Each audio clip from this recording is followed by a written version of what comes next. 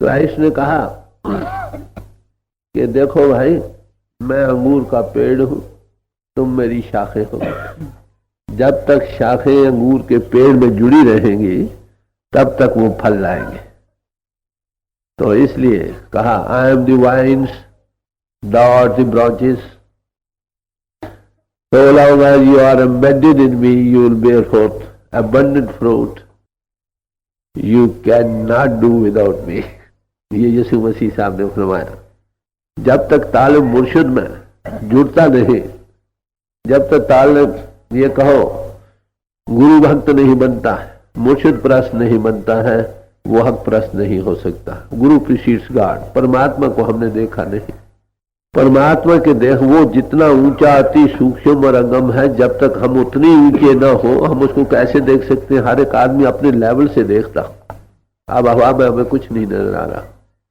क्या हवा में कुछ नहीं है तो जरूर, मगर अति सूक्ष्म है। हमारी आंख के लेवल स्थूल है, इसलिए हमें नजर नहीं आता। अगर हम खुद भी ने काला होता है माइक्रोस्कोप, उसके जरिए देखेंगे, उसका क्या खासा है, एक चीज को कई सौ गुना बड़ा करके दिखलाता। जब वो इतना स्थूल बन जाता है, हमारी आंख की रेंज में आता है, हम उसे देखते, यही खला जो इस वक्त नजर आती है, यहाँ कीड़े मकोड़े भरे नजर आए हैं अब भी, मगर वो आंख बनी नहीं।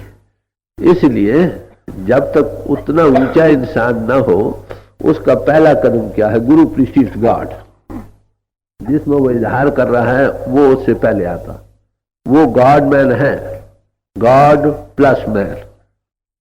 अगर शिष्य गुरु मैन बन जाए तो गॉड मैन हो गया कि नहीं।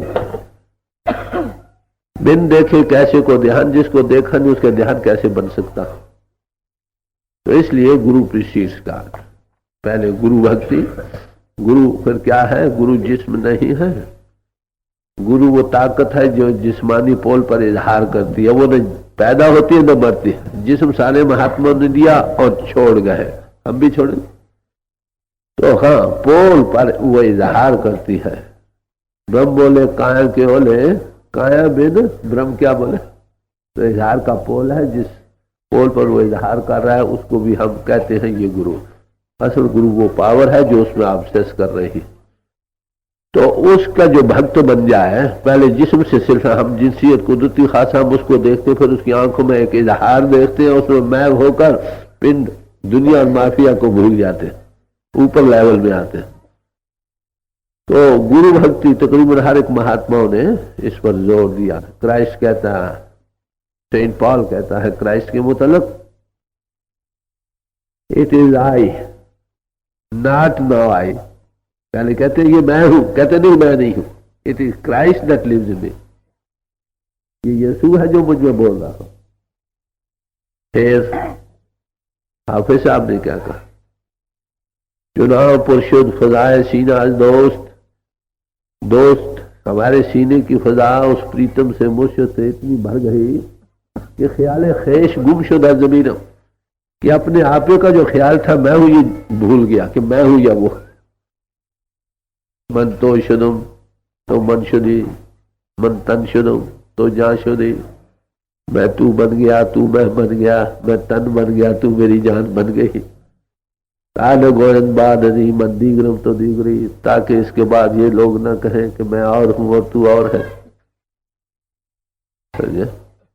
इसी तरह सब महात्माओं ने कहा।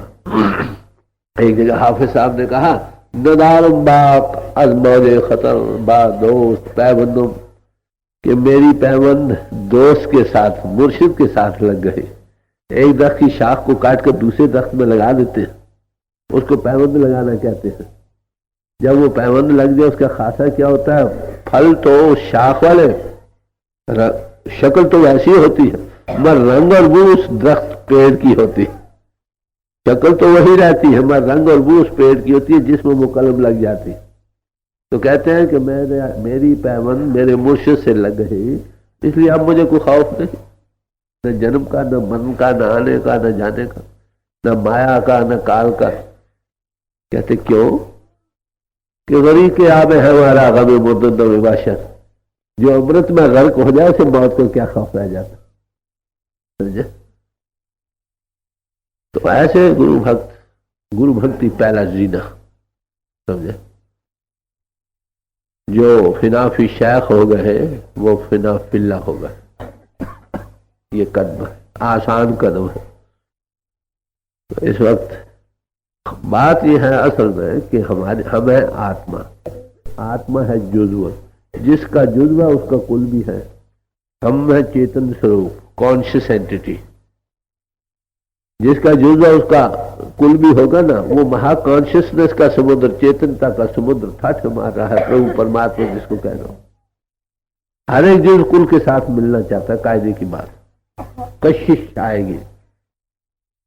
तो ये कुदरती कशिश किसी न किसी सूरत में सामने हमारे रहती है। वो क्या है कि हम हमेशा के सुख को पाना चाहते हैं, एवरलास्टिंग पीस, शांति।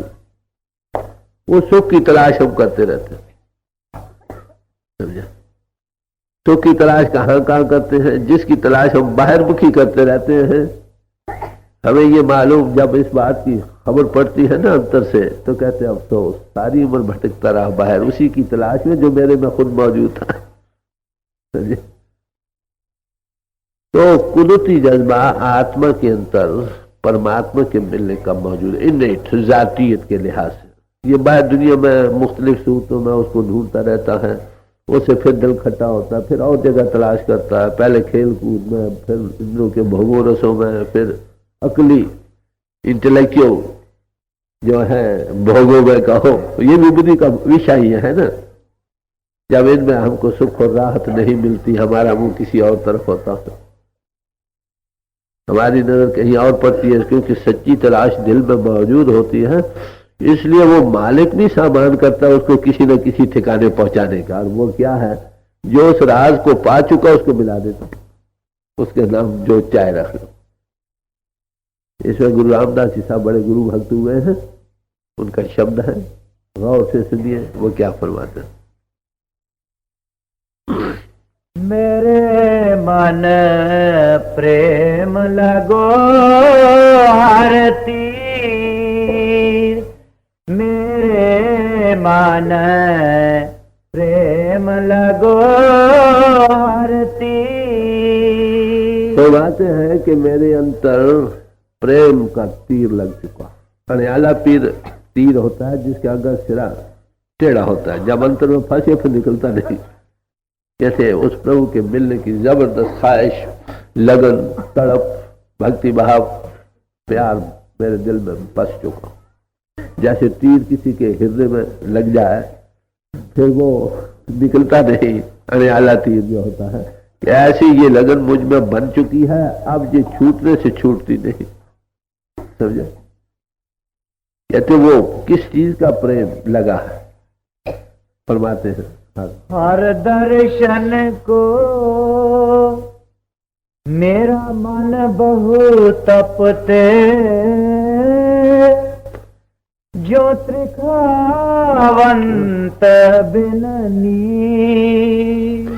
फरमाते हैं कि ये लगन किस लिए है? कहते हरि के दर्शनों के पाने के लिए।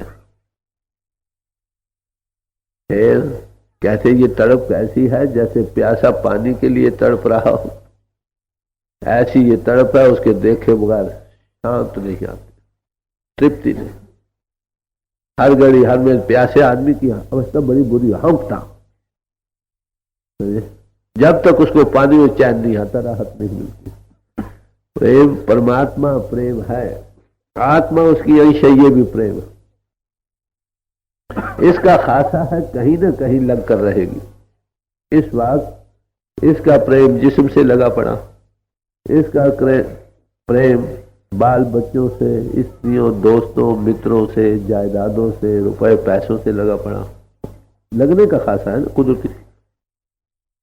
ये चीजें फना हो जाने वाली, बदल जाने वाली है, या हम इनको छोड़ जाएंगे या ये हमको छोड़ जाएंगे। एक दिन तो ऐसा आएगा ना, तो इसमें वो सुख बना नहीं रह सकता। इसीलिए गुरु अर्जुन साहब ने फरमाया, नदरी आवे तांसो बो क्यों मिलिए प्रभ अविनाशी। तो कि हे मालिक, हे प्रभु, जो कुछ हमको नजर आ रहा है उससे हमारा मोह बना हुआ है, हम अटैच्ड हैं। तू अविनाशी है, तेरे से कैसे बनाएगी? जब नाशवान दुनिया में हम लग रहे हैं, अविनाशी से कैसे बनेगी? तो हम बाहर मुखी लग रहे हैं। ये चीजें बदल जाने वाली है। हम हमेशा के सुख को पाने चाहते हैं, सुख इन चीजों में तलाश कर रहे हैं, वो छिन बिंगर है, कभी आता है कभी चला जाता है। इसलिए संतों ने ये इस बात पर जोर दिया है, जो सुख को चाहे सदा शरण राम की ले। जो हमेशा के सुख को चाहता है उसको चाहिए कि राम की शरण रहे। राम किसको कहते हैं? जो परमात्मा रम रहा हो। तो संत महात्मा याद रखो, मोहित होते हैं, तौहीद प्रस्त होते हैं, एक प्रभु की पूजा सारी दुनिया को सिखलाते हैं, समझे? वो हर एक कोशिश से जो आप जुड़े लोगों को जोड़ना चाहते हैं, वो अपने आप से नहीं जोड़ना चाहते। दूसरों के चूंकि उससे फैज उतर जाता ने क्या कहा, मेरा किया कुछ तो हो जो हर भावे सो हो। यही महात्मा की मानी ना, उस प्रभु के गुणवाद गाती चली। तो फरमाते हैं कि मेरे दिल में आने वाला तीर ऐसा तीर लग चुका है जिसका अगला घायल की गात घायल जाने अजब हालत बन रही। सुनी होते तेज पिया दी किस्मत मिलना हो, जिसके अंदर इतनी तड़प और लगन प्रभु की बन चुकी है, वो उसको पाना चाहता। वो क्या चाहता? या वो आए मेरे पास या मैं उसके पास जाऊं, दोनों में से एक जरूर बनता है। अगर वो मिल जाए तो मैं उसको देखता हूं, वो मुझे देखता रहे और किसी को देखे ना मैं देखूं। ये प्यार के इजहार है, प्रेम के। यही खुशो साहब ने कहा कि तू मेरी आंखों में जरा आ बस, समझे, ताकि दुनिया तुझको न देखे और तू किसी और को न देखे, न मैं तेरे सिवा किसी और को देखूं, न तू मेरे साथ सिवा किसी और को देखे। यही कबीर साहब ने कहा। नैनों की कर कोठड़ी पुतली पलंग बिछा, ये पलकों की चिकदार के मैं पिया को रजा लूं, ये उनका है। न मैं और किसी को देखे न तू किसी को देखे, ये प्रेम का जज्बा होता है। तो फरमा रहे हैं कि मेरे दिल में उस प्रभु के पाने का जबरदस्त प्यार, जो गुरु कहो महात्मा कहो, जिसके अंदर ये लगन बन गई, प्रभु से मिल गया, वो तो ओवरफ्लोइंग प्याला है प्रभु के प्रेम का।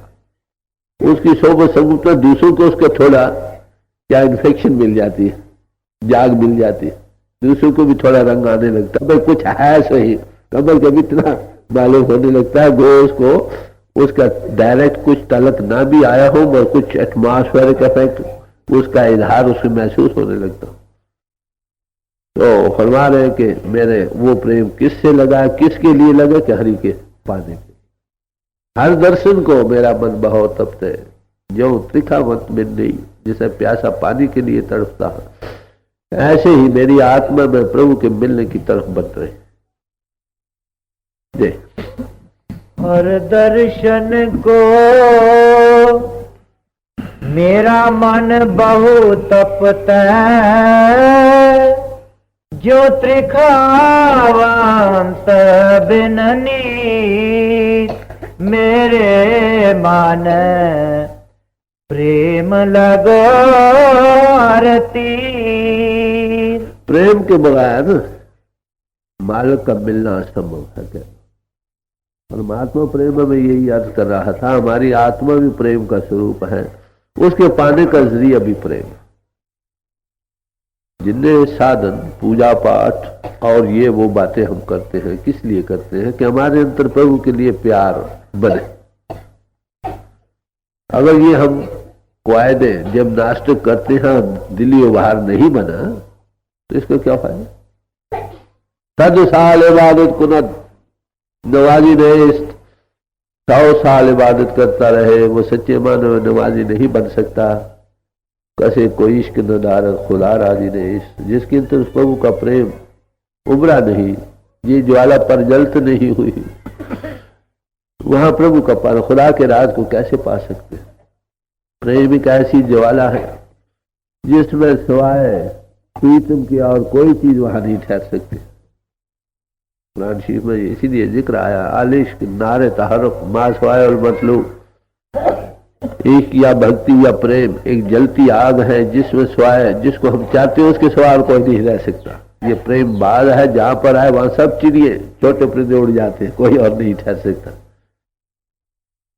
तो इसीलिए दसम गुरु साहब ने कहा, साच कहूं सुन लो सबे, जिन प्रेम कियो तिन्हि प्रभ पाओ। ऐ भाइयों, मैं तुमको सच सच की बात सुनाता हूं कि जिनके अंतर प्रेम आया उन्होंने ही प्रभु को पाया। तो फरमाते हैं, मेरे दिल में वो प्रेम किसके लिए है? प्रभु के लिए बन चुका है। उसके दर्शन को मैं पाना चाहता हूँ और मैं तड़प रहा हूँ, जैसे कि प्यासा पानी के बगैर तड़प रहा हूँ। दे आगे। हमरी वेदन हर प्रभ जान, मेरे मन अंतर की पीर, मेरे मन प्रेम लगोरती। कहते हैं मेरे दिल की अवस्था को कौन जानता है? कहते हैं वो परमात्मा। हमारी वेदन हर प्रभ जाना है, मेरे मन अंतर की पीड़, जो मेरे अंतर में पीड़ा उठ रही है, तड़प उठ रही है, इसको स्वाय प्रभु की और कौन जान सकता? या वो जाने जो घायल हो, घायल की जात घायल जाने। अपना जिक्र करूं 1912 11-12 का जिक्र, तो संस्कार तो होते ही है ना, जिसके अंदर लगन पैदा होती है, कुछ पिछले संस्कार होते हैं, कुछ बाहरी एनवायरमेंट से बन जाते हैं। तो उसमें ऐसी अवस्था हो गई कि काम काज करते हुए दफ्तर में आंसू बहते थे, काल खराब हो जाते थे। ये परमात्मा, ये क्या बात है? मेरे घर वाले ये समझते थे मेरी तब्दीली उन दिनों में हुई, वो कहते थे शायद इसकी तब्दीली होगी इसलिए ये रोता, दुनिया को क्या खबर। तो जिसके अंदर मिस्ट्री ऑफ लाइफ का सवाल आ जाए एक बार, वो हल हुए बगैर नहीं रहता। मिस्ट्री ऑफ लाइफ क्या है? हम कौन? समझे? कई बार मैंने शायद आगे भी जिक्र किया, मुझे एक मरते हुए आदमी के किनारे बैठने का इत्तेफाक हुआ। पहले अगर जीवन नेक पाक हो जाए तो अंतर्यामता हो जाती है, ये कुदरती बात, ये सब कुछ होती है, बस जिंदगी का भी हल नहीं हुआ था। एक मरते हुए आदमी के सराहने बैठा मैं, वो मर रहा था, मैं देख रहा था। मैं ये सोचता था, अरे भाई ये मर रहा है, इससे कोई चीज निकलने वाली है, मुझ में है वो कौन सी चीज है? मैं तमीज करके देख नहीं सकता था बल्कि वो कौन सी चीज है जो इसमें काम कर रही है और इससे निकल रही। वो मरता हुआ इंसान बच्चों को मिला, भाइयों से मिला, सबसे मिलकर माफी शाफी मांग कर फिर आंखें बीच ली, मुर्दा हो गया। मेरे देखते देखते मैं हैरान था। भाई ये बड़ी हैरानी वाली बात है, मेरे सामने ऐसे ही बुत पड़ा है, इससे कोई चीज निकल गई, वो मुझ में, वो कहाँ मुझे पता नहीं। उस मुर्दे को लेकर शमशान भूमि में पहुंचे, रास्ते में मैं यही हैरानी थी, अकल फाड़ फाड़ कर मैं देखता था वो कौन सी चीज है जो इससे निकल गई और इससे निकल गई और मुझ में है। तमीज नहीं आती थी, समझ नहीं आती थी वो कौन सी चीज है। सच्ची बात तो यही है, आलिम और फाजिल सब इसी बीमारी में गिरफ्तार है। जब शमशान भूमि में जाए, वहां एक बूढ़ा आदमी मर चुका था, उसको चिखा पर लिटा दिया था। तो ये जवान था, इसको भी लिटा दिया। अगर दो नजारे सामने थे, जवानी के और बुढ़ापे के। अरे भाई मौत से कोई स्केप नहीं, और दिल डर। अरे भाई ये क्या चीज है? अंधेर गर्दी है, यहाँ बूढ़ा है, ये जवान है, दोनों से कोई चीज निकल गई, मुझ में है वो कौन सी चीज है जो निकल गई? बड़ा दिल घबराया। मिस्ट्री ऑफ लाइफ का सवाल दिल में घर कर गया। किताबों में ढूंढना शुरू किया, दिन रात सारी पढ़ता रहा, ये मिस्ट्री क्या है। किताबों में इसका हल नहीं दिया, इशारे दिए हैं, समझ बाहर दिखलाए। फलाने महात्मा कहते जीते जी मरो, ये करो मर, उसमें ये नहीं दिया वो कैसे होता। ये इल्म सीना है, प्रैक्टिकल सेल्फ एनालिसिस है। जब किसी महापुरुष के पास बैठो तो उसको बिठाकर थोड़ा तजुर्बा, जब आंधी वे पड़ जाए, रास्ते पर पड़ जाए, तो रोज तरक्की होती। तो जब हजूर के चरणों में पहुंचे, इस बात की समझ आई।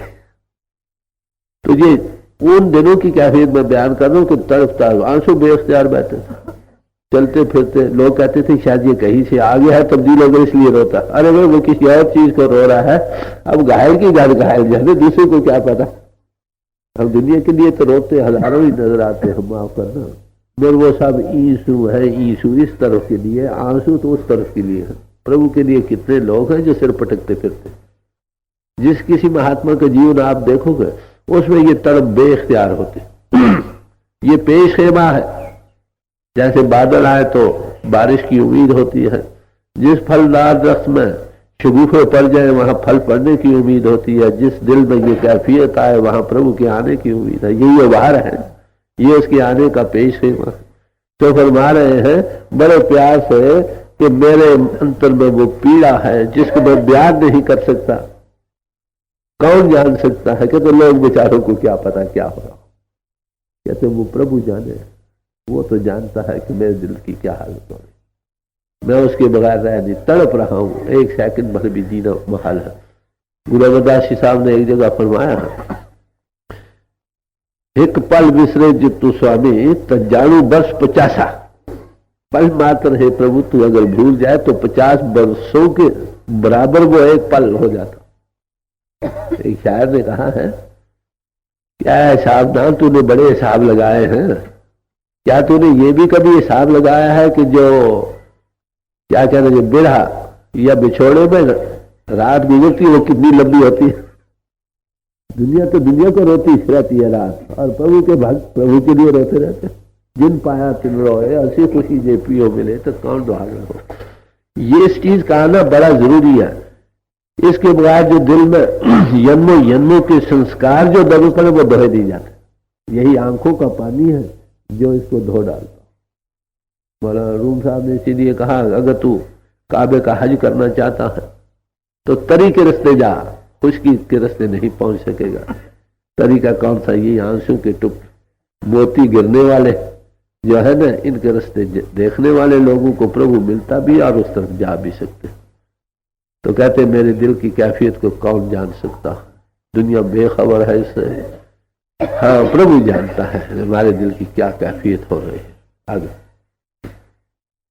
मेरे हर प्रीतम की कोई बात सुनावे, तो भाई सो मेरा वीर।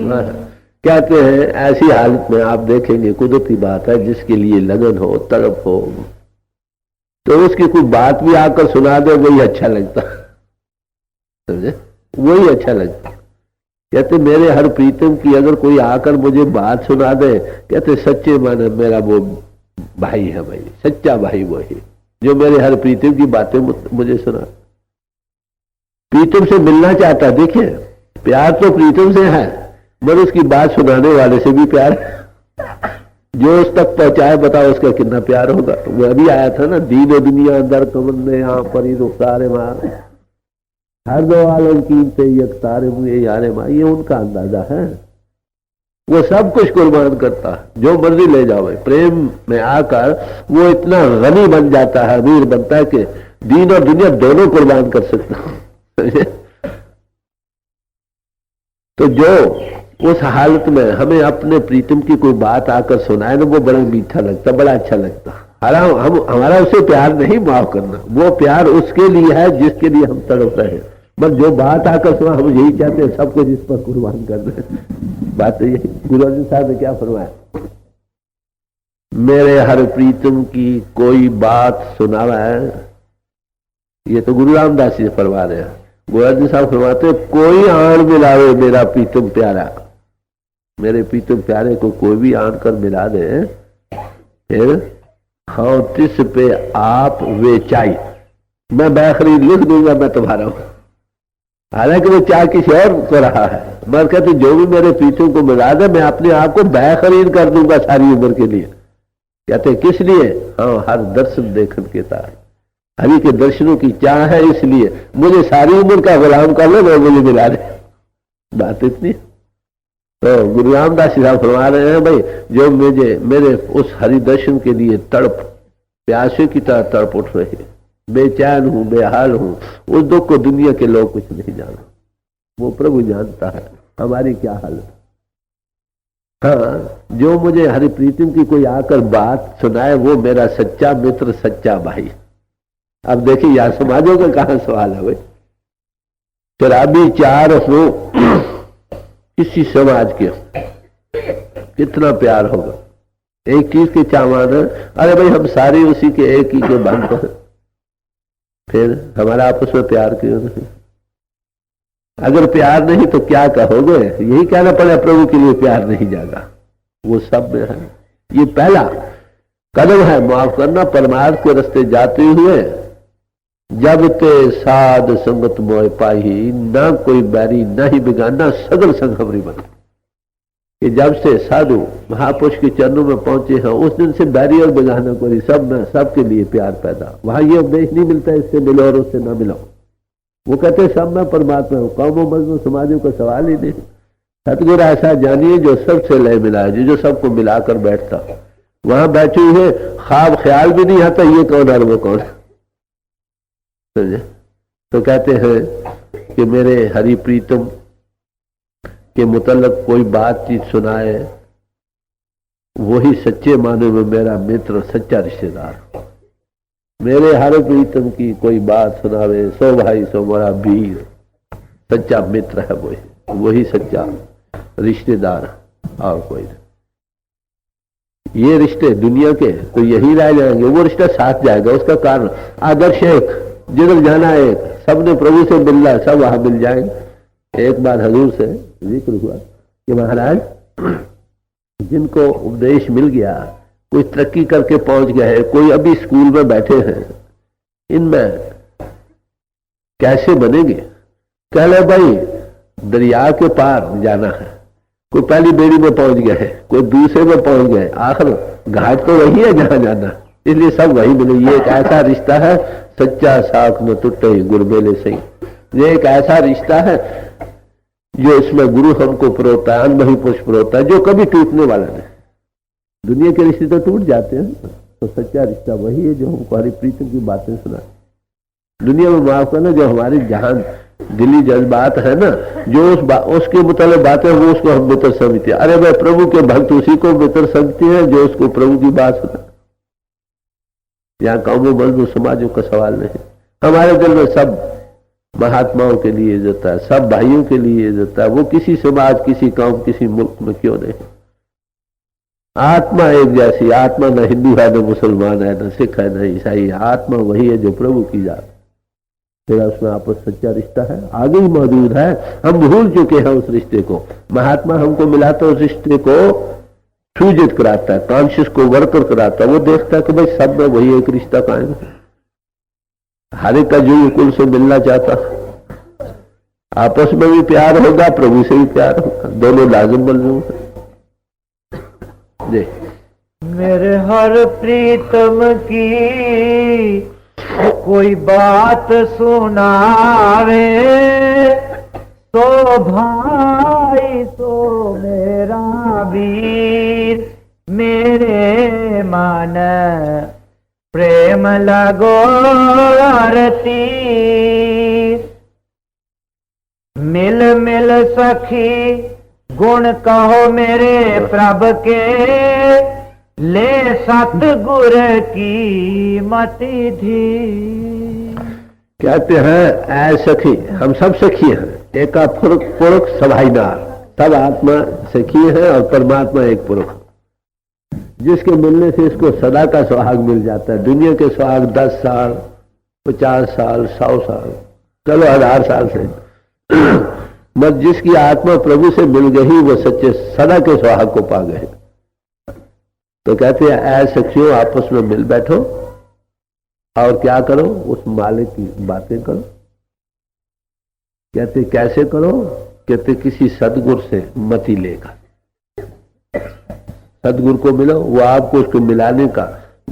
2 तरह के गुनावाद होते हैं भाई। एक देखकर, जब देखा तो गवा। एक देखता है, नशे में आता है, कुछ न कुछ कहता। एक किताबों में पढ़ा पढ़ा ख्याली पुलाव पकाता।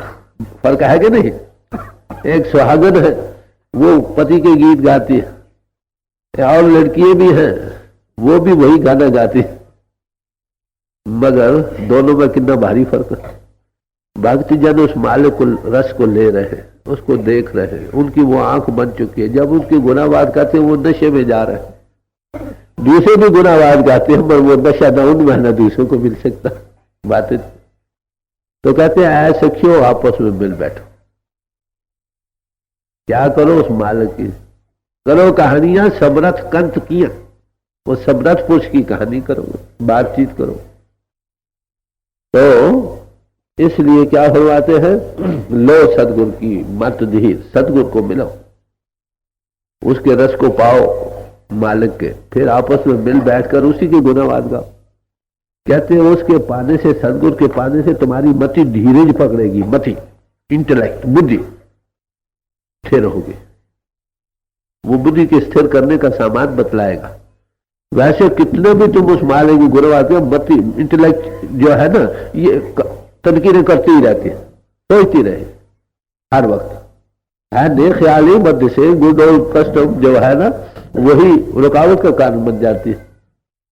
भगवान कृष्ण जी ने गीता में क्या फरमाया, नेक और बद कर्म दोनों ही जीव को बांधने के लिए एक जैसे, जैसे लोहे की बेड़ी, सोने की बेड़ी और लोहे की बेड़ी, ख्याल अच्छा कर रहा है पर है तो फैलाव में ना, तो मति धीरज कैसे पकड़ेगी, कहते सदगुरु को मिलो, किसी अनुभवी पुरुष से मिलो, वो आपको इसके धीरज कराने का सामान देगा। अंतर में थोड़ा रस आएगा तो उसमें थोड़ी देर के लिए टिकाव मिलेगा कि नहीं, जब टिकाव मिलेगा आगे जमीन बनेगी, वो जमीन बनेगी जिससे आगे रास्ता खुलेगा और कोई इलाज नहीं।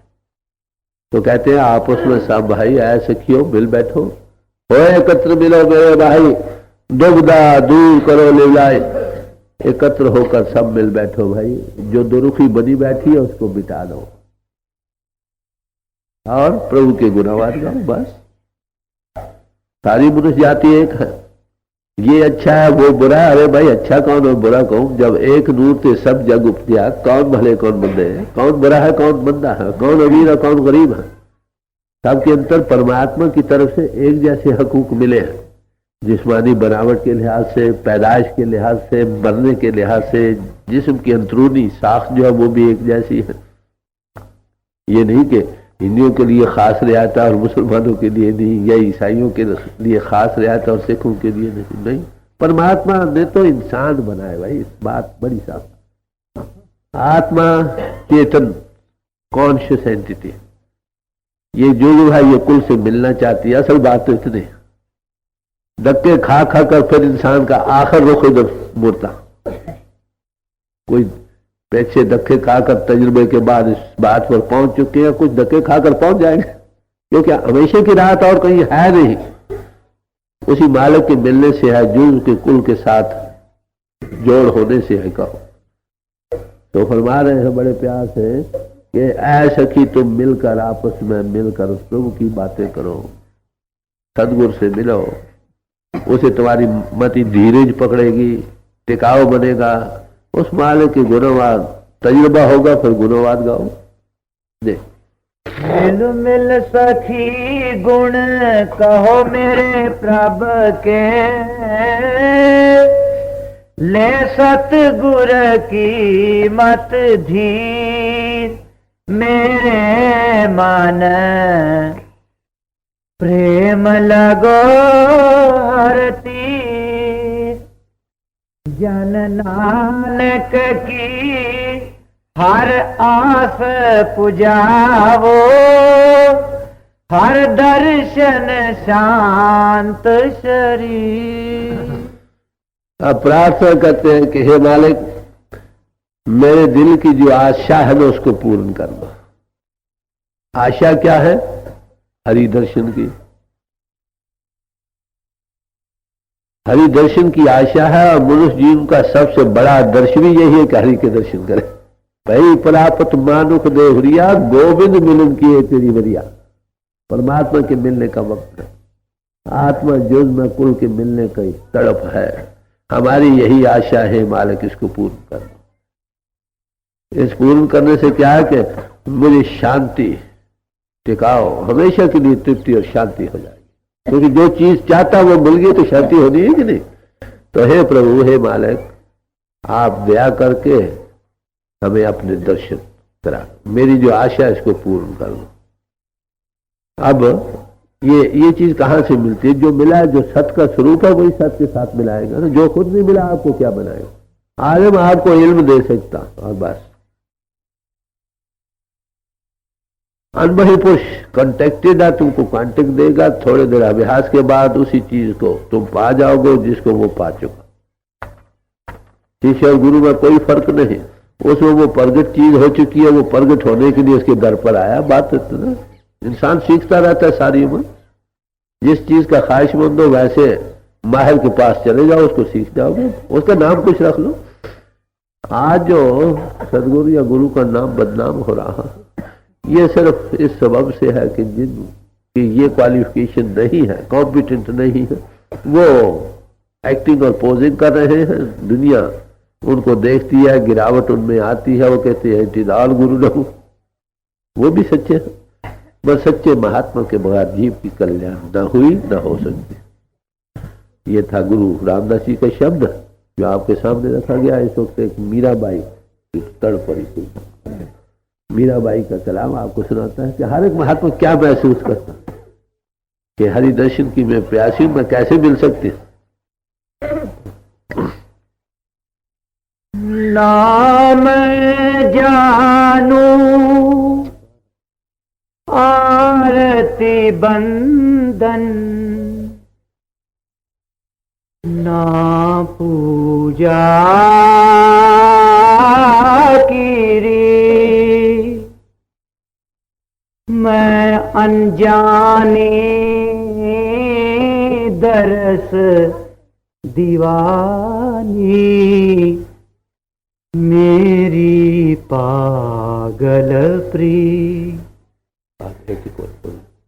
लिए मैंने दो नैनों के दीपक लिए संजो, हेरी मैं तो प्रेम दीवानी, मेरा दर्द न जाने को। गगन मंडल पर सेज पिया की, किस विध मेल ना हो। सूला ऊपर सेज हमारी, किस विध सो ना हो। तेरी मैं तो प्रेम दीवानी, मेरा दर्द न जाने को। दिल डूबा तारे मुरझाए, सिसक सिसक गई रैन,